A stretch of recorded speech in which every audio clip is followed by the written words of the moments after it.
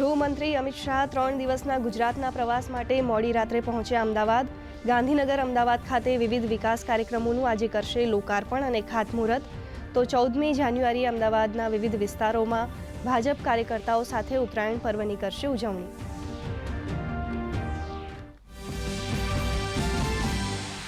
ભારત અને જર્મની વચ્ચે સંરક્ષણ અને ટેકનોલોજી સહિત 19 સમજૂતીઓ પર થયા હસ્તાક્ષર. 8 ક્ષેત્રોમાં સહયોગ પર સહમતિ.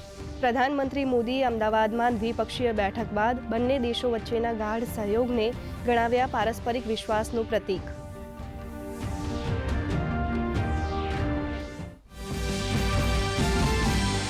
વાયબ્રન્ટ ગુજરાત રિજનલ કોન્ફરન્સમાં ₹5.78 લાખ કરોડના 5492 MOU સંપન્ન.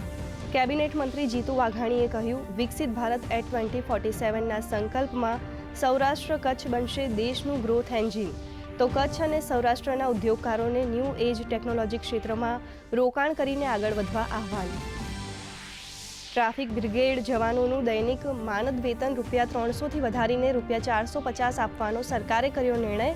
વધારો 12 જાન્યુઆરીથી થયો લાગુ. 10,000થી વધુ TRB પરિવારને થશે લાભ. નાયબ મુખ્યમંત્રી હર્ષ સંઘવીએ કહ્યું, ટ્રાફિક વ્યવસ્થાપન માટે ખરા સૈનિક તરીકેની ભૂમિકામાં ટ્રાફિક બ્રિગેડના જવાનો. અમદાવાદના સાબરમતી રિવરફ્રન્ટ ખાતે આયોજિત આંતરરાષ્ટ્રીય પતંગ મહોત્સવ 17મી જાન્યુઆરી સુધી લંબાવાયો. પતંગ મહોત્સવને બહોળો પ્રતિસાદ મળતા કાર્યક્રમનો સમયગાળો વધારવામાં આવ્યો. આંતરરાષ્ટ્રીય પતંગ મહોત્સવમાં ભારત ઉપરાંત 50 જેટલા દેશોના 1,000થી વધુ પતંગબાજોનો જમાવડો.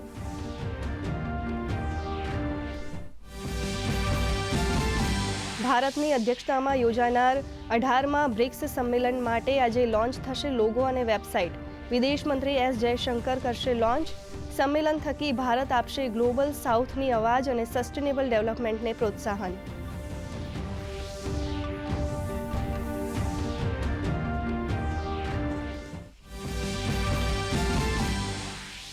ઉત્તર ભારત સહિત સમગ્ર દેશમાં ઠંડીનું જોર યથાવત. અનેક રાજ્યો માટે હવામાન વિભાગનું કડકડતી ઠંડીનું અનુમાન. પંજાબમાં લોરી પર ઠંડીનું રેડ એલર્ટ. તો રાજ્યમાં પણ વધશે ઠંડીનું જોર. આગામી 48 કલાક દરમિયાન ઠંડીનો પારો 2થી 3 ડિગ્રી સુધી ગગડવાનું હવામાન વિભાગનું અનુમાન. ઈરાન સાથે કારોબાર કરનારા દેશ વિરુદ્ધ ડોનાલ્ડ ટ્રમ્પે લગાવ્યો 25% ટેરિફ.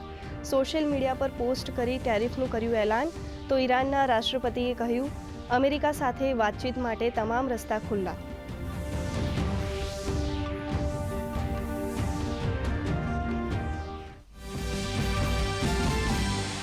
રમતગમત મંત્રાલયે રાષ્ટ્રીય ખેલ પ્રશાસન વિધેયક સાથે જોડાયેલ નિયમો કર્યા અધિસૂચિત. રાષ્ટ્રીય મહાસંઘોમાં મેરિટવાળા ખેલાડીઓને સામેલ કરવાની પાત્રતાના નિયમો પણ કરાયા રજૂ.